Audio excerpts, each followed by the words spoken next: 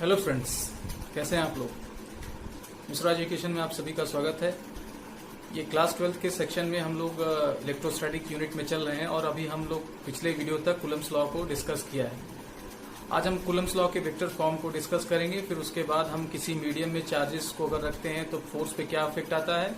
फिर नेक्स्ट हम लोग कुछ क्वेश्चंस देखेंगे इस वीडियो के अंदर।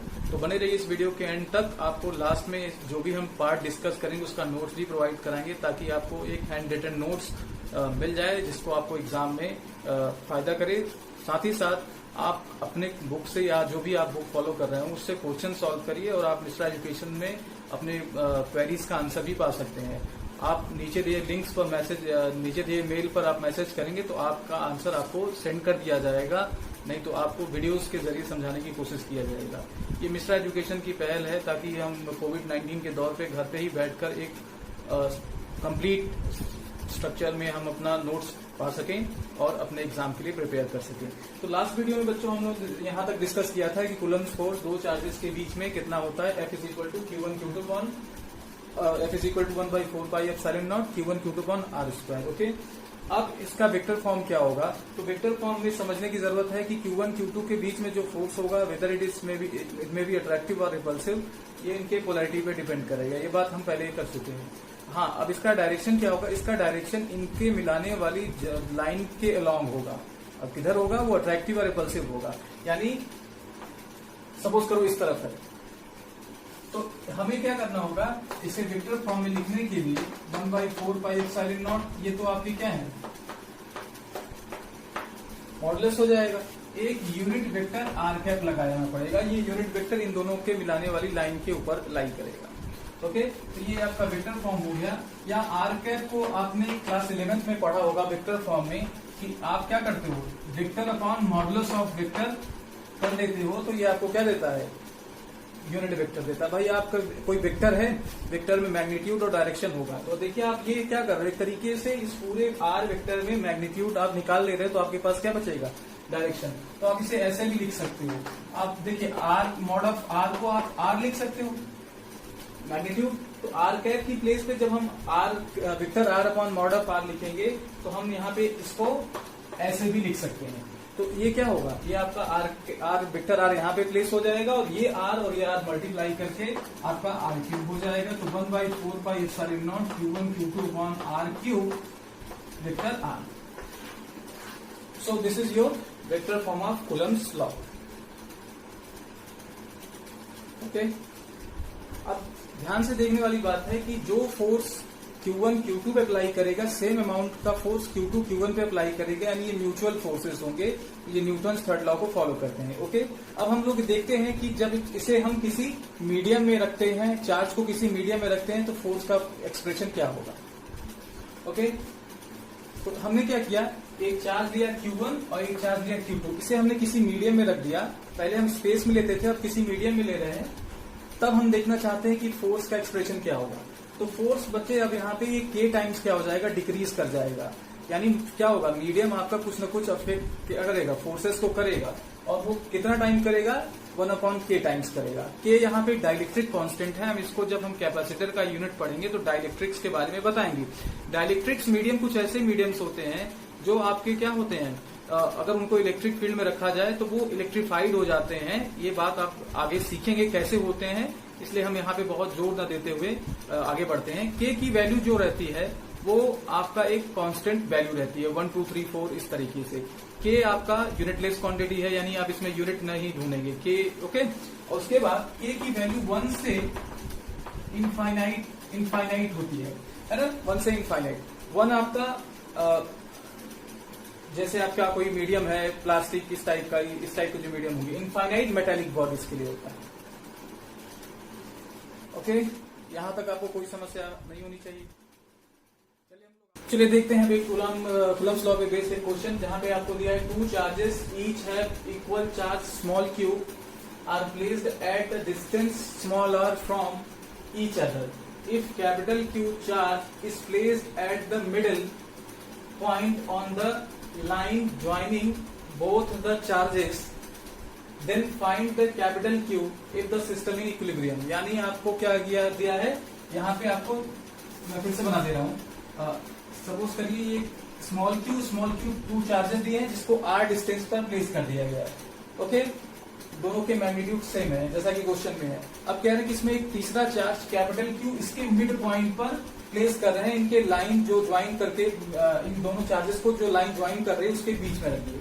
ओके, तो इनके बीच का पहले डिस्टेंस r था और इनके बीच का डिस्टेंस क्या हो जाएगा, यानी कैपिटल क्यू स्मॉल क्यू के बीच का डिस्टेंस r/2।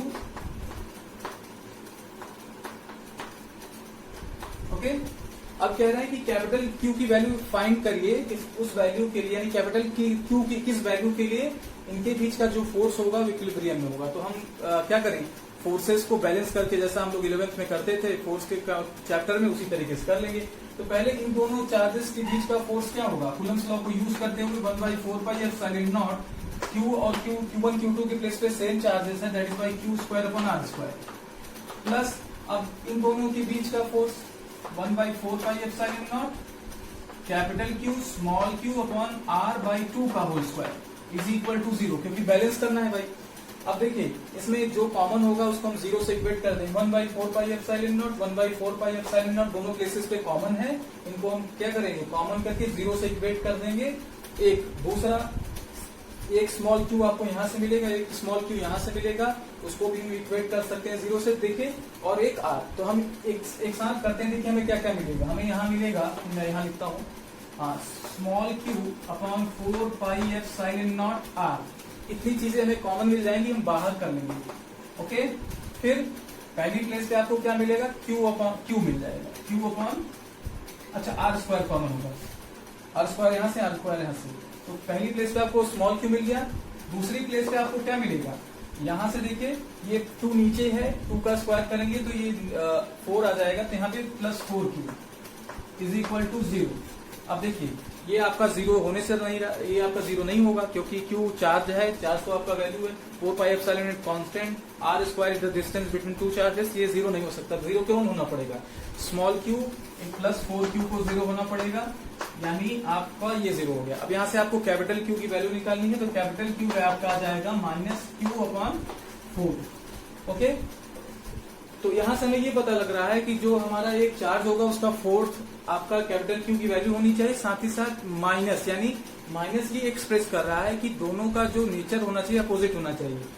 अगर यहाँ पे आप माइनस चार्ज रख रहे हो, यहाँ पे माइनस चार्ज रख रहे हो, तो ये पॉजिटिव चार्ज होगा, और ये अगर किनारे पे जो चार्जेस हैं स्मॉल q, अगर ये आपके क्या होंगे, प्लस होंगे, तो ये माइनस होगा। माइनस यहाँ पे ये एक्सप्रेस कर रहा है। अब आपको आप परेशान न रहिए, मैंने इरेज कर दिया, लेकिन आपको वीडियो के एंड में एक रिटन फॉर्म में नोट्स आपको आपके मोबाइल पे दिखेगा, तो आप उसे स्क्रीनशॉट और वीडियो पॉज करके लिख सकते हैं। अब चलिए हम नेक्स्ट क्वेश्चन पे देखते हैं। तो हम एक कैपिटल Q चार्ज लेते हैं। मैं क्वेश्चन को आप समझा दे रहा हूँ, कैपिटल नेक्स्ट क्वेश्चन कैसा है, फिर आपको रिटन फॉर्म में मिल जाएगा। कैपिटल Q चार्ज है, इसको हम 2 पार्ट में डिवाइड करके एक सर्टेन डिस्टेंस r पर रख देंगे। फिर हमें ये फाइंड करना है इस नेक्स्ट क्वेश्चन में कि कैपिटल Q को किस रेशियो में क्या किया जाए, या कितने पार्ट में डिवाइड किया जाए, मतलब जो पार्ट डिवाइड किए जा रहे हैं उसके मैग्नीट्यूड्स क्या होंगे जिसकी वजह से इनके बीच में मैक्सिमम फोर्स हो रहा है। तो सपोज कर लो ये कैपिटल Q चार्ज था, इसको हमने क्या किया, 2 पार्ट में डिवाइड कर लिया, जिसमें से आपका एक पार्ट स्मॉल q हो गया, एक पार्ट आपका स्मॉल q हो गया, दूसरा पार्ट आपका capital Q minus small q हो गया। अब इनको हम सपोज कर ले कि इनके बीच का डिस्टेंस r है, ये फिक्स डिस्टेंस है। अब हमें ये फाइंड करना है इस क्वेश्चन में कि अमाउंट ऑफ स्मॉल q कितना होगा कि इनके बीच में मैक्सिमम फोर्स होगा। तो पहले हम लोग फोर्स का एक्सप्रेशन देखिए क्या होगा। तो ऑब्वियस है कूलम्स लॉ के जरिए हम फोर्स फाइंड कर सकते हैं। तो क्या आ जाएगा, 1/4πε0 F इज इक्वल टू 1/4πε0। एक आपका चार्ज स्मॉल q, दूसरा चार्ज ये capital Q minus small q upon r²। अब हमें ये फाइंड करना है कि अब स्मॉल q की कौन सी वैल्यू लें कि फोर्स मैक्सिमम हो। तो देखिए यहाँ पे स्मॉल q के टर्म्स में पूछ रहा है फोर्स का मैक्सिमम टर्म, तो हमें ये समझना होगा कि हम इसको स्मॉल q के रिस्पेक्ट में डिफरेंशिएट करके 0 से इक्वेट कर दें, क्योंकि मैक्सिमम मिनिमम की कंडीशन हम लोग जानते हैं कि किसी एक्सप्रेशन की मैक्सिमम वैल्यू के लिए हमें क्या करना होता है, उसका फर्स्ट ऑर्डर डिफरेंशिएशन 0 से इक्वेट करना होता है। तो हम यहाँ पे क्या करेंगे, df अपॉन dq करके 0 से डिवाइड कर देंगे तो हमें स्मॉल क्यू की वैल्यू मिल जाएगी, जिसके लिए इन दोनों के बीच का जो फोर्स होगा वो मैक्सिमम होगा। चलिए एफ को हम क्या करें, इसे स्मॉल क्यू के रेस्पेक्ट में डिफरेंशिएट करें। तो जब हम डिफरेंशिएट करेंगे तो 1/4πε0 क्या है, कांस्टेंट है, तो ये डिफरेंशिएशन से बाहर आ जाएगा। आर स्क्वायर अभी आपका डिफरेंशिएशन से बाहर आ जाएगा, तो 1/4πε0 आर स्क्वायर डिफरेंशिएशन से बाहर आ जाएगा। अंदर आपको d/dq इज इक्वल टू क्या मिलेगा, इसको आप मल्टीप्लाई करोगे तो small q into capital Q हो जाएगा, और ये minus q square is equal to 0। अब ये 0 नहीं होगा क्योंकि ये कांस्टेंट है, ये 0 नहीं होगा। 0 कौन होगा, ये पार्ट 0 होगा, तो हम इसकी को लेके आगे बढ़ेंगे, तो देखते हैं क्या आएगा। अब जब इसको डिफरेंशिएट करेगा स्मॉल क्यू और कैपिटल क्यू, स्मॉल क्यू को डिफरेंशिएशन क्यू के रिस्पेक्ट में आपको क्या मिल जाएगा, 1 मिल जाएगा। तो अब पहली प्लेस पे आपको क्यू मिल जाएगा, फिर ये इस पे डिफरेंशिएट करेगा, क्योंकि डिफरेंशिएशन क्या होता है, डिफरेंशियल ऑपरेटर आपके प्लस या माइनस के ऊपर, आपके प्लस माइनस के ऊपर डिस्ट्रीब्यूटिव लॉ को फॉलो करता है। जैसे आप अगर क्या करें, ए एक्स प्लस बी करते हैं तो यहाँ मल्टीप्लाई है, ये मल्टीप्लाई आपके ए एक्स के साथ भी होता है और ए बी के साथ भी मल्टीप्लाई होता है। उसी तरीके से इसका डिफरेंशिएशन इसके साथ भी होगा, मतलब ये डिफरेंशिएशन इसका भी करेगा, इसका भी करेगा। अब एक तो कर चुके हैं, माइनस इस पे आते हैं, यहाँ पे आपको क्या मिलेगा, small two q is equal to 0। Differentiation आप अगर 12th स्टैंडर्ड में है तो आपने जरूर पढ़ी होगी। तो ये क्या आ जाएगा, capital Q minus 2 small q equal to 0। I think there is a sign service on यहाँ पे आपको, तो ये आप क्या कर सकते हैं, तो ये यहाँ से हमें चूंकि स्मॉल क्यू की वैल्यू फाइंड करनी है, तो capital Q minus 2q is equal to 0 या q इज इक्वल टू आपका आ जाएगा q/2। ओके, यानी हमारा जो फोर्स का वैल्यू होगा मैक्सिमम तब होगा जब आपका स्मॉल क्यू किसके इक्वल हो, इनिशियल चार्ज के हाफ, यानी यहाँ पे हाफ चार्जेस अगर हम प्लेस करेंगे तब इनके बीच का फोर्स जो होगा वो मैक्सिमम होगा। इसको आप जल्दी से स्क्रीनशॉट कर लीजिए ताकि हम आगे बढ़ें। चलिए आगे बढ़ते हैं इसमें। अब हम जानते हैं कि हमारे पास अगर ग्रुप ऑफ चार्जेस अगर आए तो किस तरीके से फोर्सेस का किसी एक चार्ज पर वैल्यू आएगा। सपोज कर लो हमारे पास ये चार्ज है, ये चार्ज है, ये चार्ज है, चार्ज 1 2 3 4। अब हमें इस तरीके से अगर n चार्जेस दिए हैं तो किसी एक चार्ज पर नेट फोर्स क्या लगेगा, तो नेट फोर्स आप देखिए इसकी वजह से 1 से 4 की वजह, 1 और 4 के बीच में, 2 और 4 के बीच में, 3 और 4 के बीच में, तो ये तीनों फोर्सेस का हम क्या कर लेंगे, वेक्टर सम कर लेंगे, तो हमें क्या पता लग जाएगा, 4th चार्ज पर नेट फोर्स पता लग जाएगा। यानी principal of superposition of the Coulomb's force का ये रूल है। इसमें क्या होता है, अगर आपके पास ग्रुप ऑफ चार्जेस हैं तो आप किसी इंडिविजुअल चार्ज पर अगर फोर्स निकालना चाह रहे हो तो सारे चार्जेस की वजह से जो उस पर फोर्स लगेगा उसका आप वेक्टर सम कर लीजिए। यानी अगर आपके पास n चार्ज हो और आपको नेट चार्ज फाइंड करना हो तो आप क्या करोगे, F1 plus F2 plus F3 vectors में सर डॉट डॉट Fn। ओके, ये आपके principle of superposition of the force का फॉर्मूला होगा। यानी नेट फोर्स आप किसी भी एक चार्ज पर फाइंड कर सकते हैं। अब हम लोग बात करेंगे प्रॉपर्टीज ऑफ कूलम्स लॉ या कूलम्स फोर्स या इलेक्ट्रोस्टैटिक फोर्स की। तो इलेक्ट्रोस्टैटिक फोर्स आपका बच्चे क्या हो सकता है, या तो पहला या तो अट्रैक्टिव हो सकता है और रिपल्सिव हो सकता है। यानी आपका कूलम्स लॉ क्या हो सकता है, या तो अट्रैक्टिव हो सकता है या रिपल्सिव हो सकता है। दूसरा,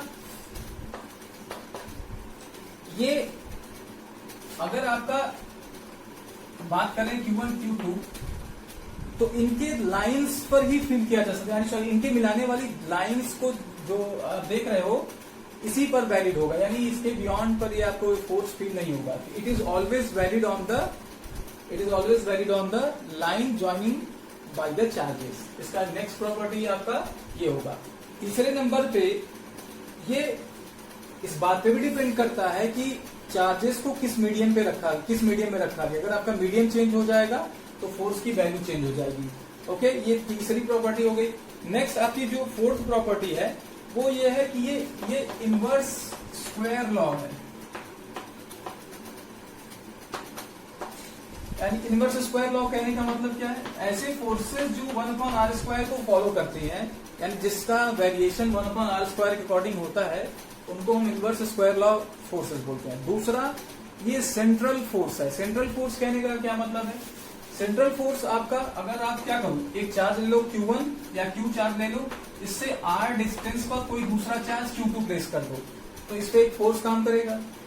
r डिस्टेंस पे ही एक आप यहाँ पे चार्ज रख दो, r डिस्टेंस पर यहाँ पे चार्ज रख दो सेम क्वांटिटी का, तो आप देखोगे कि फोर्स का क्वांटिटी सेम रहेगा। यानी Q2 चार्ज आप यहाँ भी प्लेस कर दो, यहाँ भी प्लेस कर दो, यहाँ भी प्लेस कर दो, r डिस्टेंस पर इस चार्ज से साथ किसी भी डायरेक्शन में आप अगर चार्ज दूसरा रखते हो Q2, तो आपको फोर्स की वैल्यू सेम फील होगी।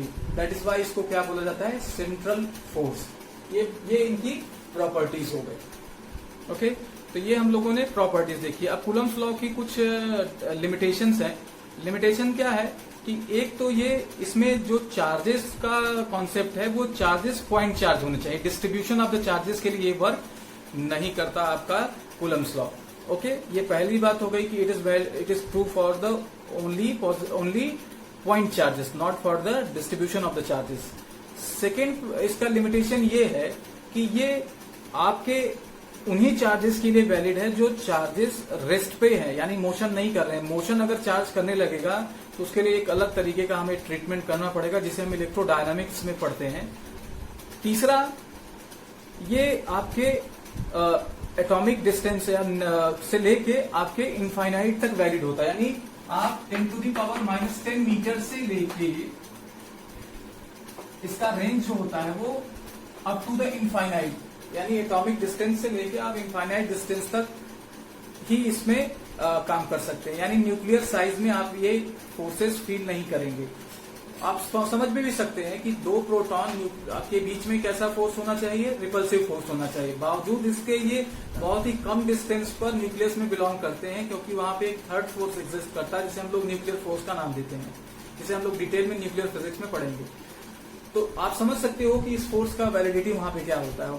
मैं ये कहूंगा कि वहां पे फोर्सेस होती हैं, बट उसके अगेंस्ट में जो न्यूक्लियर फोर्स होता है वो बहुत ही स्ट्रॉन्गर होता है। तो इस वजह से इसका जो इफेक्ट होता है वो नेग्लिजिबल होता है। ओके, तो आज के वीडियो में हम इतना ही रखेंगे, और आपको आज भी जो पार्ट डिस्कस किए उसका हम अभी नोट्स प्रोवाइड कराएंगे। फिर भी अगर आपको एक हैंड रिटन नोट्स चाहिए तो आप नीचे दिए गए लिंक्स पर या मेल पर आप मुझे मैसेज करेंगे तो आपको नोट्स मिलेगा, आपकी क्वेरी का आपको आंसर मिलेगा। वीडियो को ज्यादा से ज्यादा शेयर करिए, ताकि ये इसका जो मोटो है कि कोविड-19 के दौर में ये जरूरतमंद के पास पहुंचे। और चैनल को सब्सक्राइब करिए, अपना प्यार बनाए रखिए। धन्यवाद। डिस्कशन का पहला, ये आज के डिस्कशन का पहला पेज है जिसमें आप कूलम्स लॉ के वेक्टर फॉर्म को देख रहे हैं। आज की डिस्कशन का दूसरा पेज जिसमें हमने ये प्रूव किया है कि कूलम्स लॉ न्यूटन्स लॉ को फॉलो करता है, न्यूटन के थर्ड नियम को ये फॉलो करता है, जिसे आप स्क्रीनशॉट और वीडियो को पॉज करके लिख सकते हैं। ये आज के वीडियो का तीसरा पेज।